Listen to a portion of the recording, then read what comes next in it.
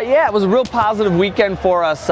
Played a lot of sets. We played 4 different teams, at least 2 sets each match, and sometimes if there was time permitting, we played at least for time limit until that hour was over. So, you know, we got to play against UNI, who was in the top 25 for a good portion of last season.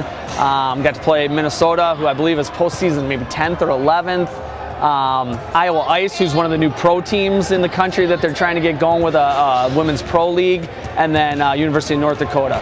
Yeah, absolutely. I definitely think Minnesota was definitely more physical. As far as you just look at them across the board, they were a little bigger, a little bit more physical, maybe played a little higher than we did. But again, that's where we really tried to step up our pace of our game, and we did push it.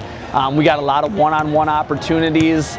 We ran a lot of fast stuff with our outside, so we got Amber and Kendall really into the seams, and they were able to score. Melissa Furco had a lot of success on her slides against them. UNI was our first match of the day, so you know that's always it's always kind of the tough one to get going. So we started a little slow against them, lost a close one in set 1, but then came back and pretty much controlled tempo all of game 2, ended up winning game 2. And again, we had a really good ball control game against them where we were in system a lot.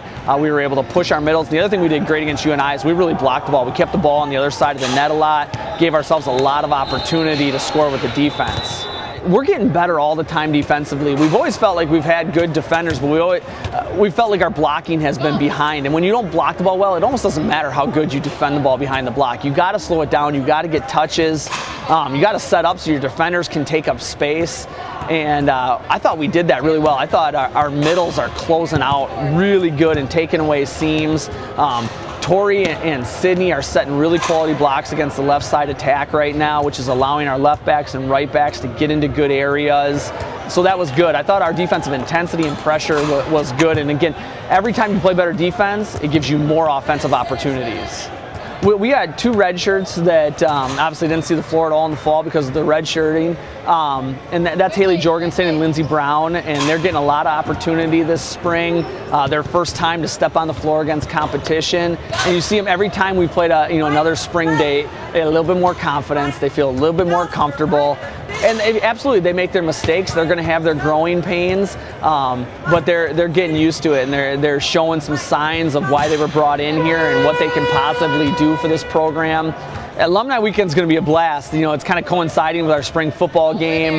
We've got a lot of alumni coming into town.